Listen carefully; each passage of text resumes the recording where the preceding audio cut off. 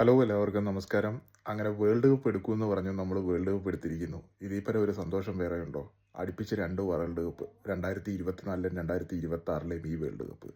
പക്ഷേ ഈ വേൾഡ് കപ്പിൻ്റെ ഏറ്റവും വലിയ പ്രത്യേകത ഒരു മലയാളിയുടെ പേരിൽ വർഷങ്ങൾ എത്ര കഴിഞ്ഞാലും കാലങ്ങൾ എത്ര കഴിഞ്ഞാലും ഇത് എന്നും സഞ്ജു വി സാംസന്റെ പേരിൽ.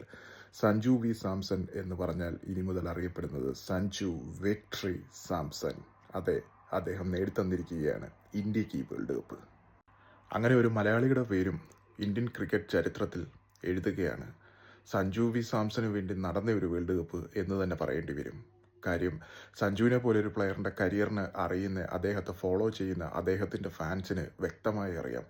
എത്ര താഴ്ചയുണ്ടായാലും അദ്ദേഹം ഉയർത്തെഴുന്നേറ്റ് വന്നിരിക്കുന്ന ഈ ഒരു മഹാസംഭവം, അതെ, അതാണ് ഈ 2026 വേൾഡ് കപ്പിൻ്റെ ഏറ്റവും വലിയ പ്രത്യേകത.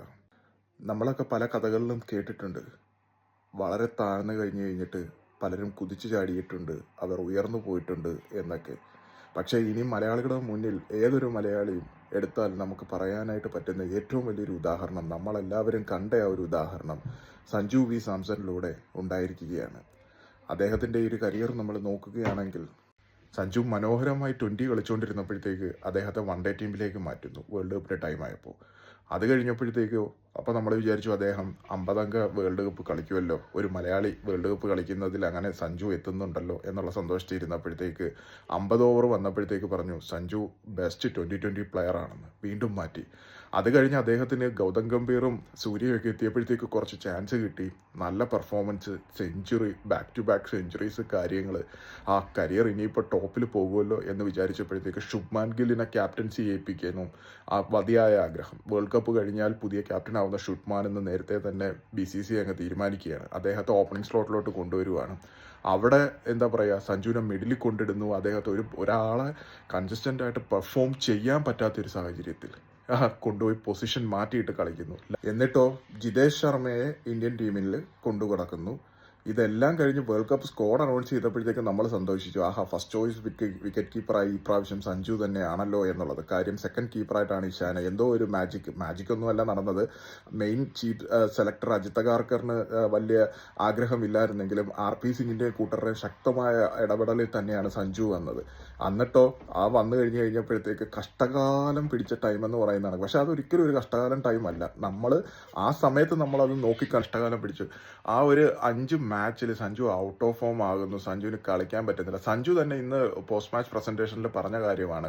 അത് സഞ്ജു തന്നെ മാനസികമായി തകർന്നു പോയി. കാര്യം സഞ്ജുവിൻ്റെ ഒരു ആഗ്രഹത്തിനനുസരിച്ച് സഞ്ജുവിന് മുന്നേറാൻ പറ്റുന്നില്ല. പക്ഷേ അവിടെ ദൈവത്തിൻ്റെ പ്ലാൻ വേറൊന്നായിരുന്നു എന്ന് വെച്ച് കഴിഞ്ഞാൽ ഈ ടൂർണമെൻറ്റിലെ ഏറ്റവും ബെസ്റ്റ് പ്ലെയറായിട്ട് അദ്ദേഹത്തെ തിരഞ്ഞെടുക്കുന്നു. അതും ഇന്ത്യക്ക് ഏറ്റവും ആവശ്യമുള്ള 3 മത്സരങ്ങൾ, quarter final, semi final and final, ഈ 3ലും ഇന്ത്യയുടെ ടോപ്പ് സ്കോറർ. അത് മാത്രമോ, അവിടം കൊണ്ടും തീരുന്നില്ല, ഈ ടൂർണമെൻറ്റിൽ ഏറ്റവും കൂടുതൽ റണ്ണടിച്ച കളിക്കാരൻ. അതായത് ഇതുവരെ നടന്നിട്ടുള്ള വേൾഡ് കപ്പുകളിൽ ഇന്ത്യക്ക് വേണ്ടി ഏറ്റവും കൂടുതൽ റണ്ണ് നേടുന്ന ഒരു കളിക്കാരൻ. അതും കുറഞ്ഞ മാച്ചുകളിൽ നിന്നാണ് അദ്ദേഹം. അത് വെറും 5 മത്സരമാണ് വേൾഡ് കപ്പിൽ അദ്ദേഹത്തിന് കളിക്കാൻ ചാൻസ് കിട്ടിയത്. അതിൻ്റെ കൂട്ടത്തിൽ ഏറ്റവും കൂടുതൽ 6 അടിച്ച കളിക്കാരൻ, 4 ആവറേജ് എന്ന് വേണ്ട സ്ട്രൈക്ക് റേറ്റ്, എന്തൊക്കെയാണ് ഒരാൾക്ക്. ഇത് ഇങ്ങനൊന്ന് സംഭവിക്കുമെന്ന് സഞ്ജു പോലും സഞ്ജുവിൻ്റെ ലൈഫിൽ ചിന്തിച്ചില്ല. അദ്ദേഹത്തിന് പക്ഷേ ചിന്തിച്ചില്ലെന്ന് ഒരിക്കലും പറയാൻ പറ്റില്ല. പക്ഷേ അദ്ദേഹത്തിന് ആഗ്രഹമുണ്ടായിരുന്നു.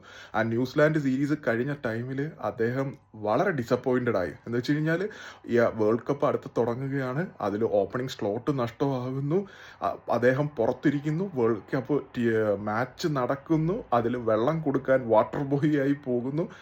ഇത്രയും എന്താ പറയുക, എക്സ്പീരിയൻസ്, അദ്ദേഹത്തിൻ്റെ ആ ഒരു ഫുൾ എക്സ്പീരിയൻസ് ഏറ്റവും ആവശ്യമുള്ള സമയത്ത് ടീമിന് വേണ്ടിയിട്ട് കപ്പ് സൂര്യകുമാർ യാദവ് എന്ന അദ്ദേഹത്തിൻ്റെ ബെസ്റ്റ് ഫ്രണ്ടിന്, ക്യാപ്റ്റൻ, ഇന്ത്യൻ ടീമിന് എടുത്ത് അദ്ദേഹം കൊടുത്തിരിക്കുകയാണ്. ഇനി ഇത് ആർക്കാലും ഒരിക്കലും കാലത്തിൻ്റെ ആ ഒരു ഇത് എത്ര കഴിഞ്ഞാലും ഈ ഒരു വേൾഡ് കപ്പ് അറിയപ്പെടുന്നത് സഞ്ജു സാംസൺ മലയാളി എന്നുള്ള പേരിൽ തന്നെയാണ്. അപ്പോൾ പണ്ട് പറഞ്ഞതുപോലെ തന്നെ വിയർപ്പ് തുന്നിയിട്ട കുപ്പായം അദ്ദേഹം അത് നേടിയെടുത്തിരിക്കുന്നു. ഈ ഒരു വേൾഡ് കപ്പും ഇന്ത്യക്കായി, നമുക്കായി, മലയാളിയുടെ അഭിമാനം വാനോളം ഉയർത്തിയ സഞ്ജു വി സാംസൺ, നിനക്ക് 1000 അഭിനന്ദനങ്ങൾ.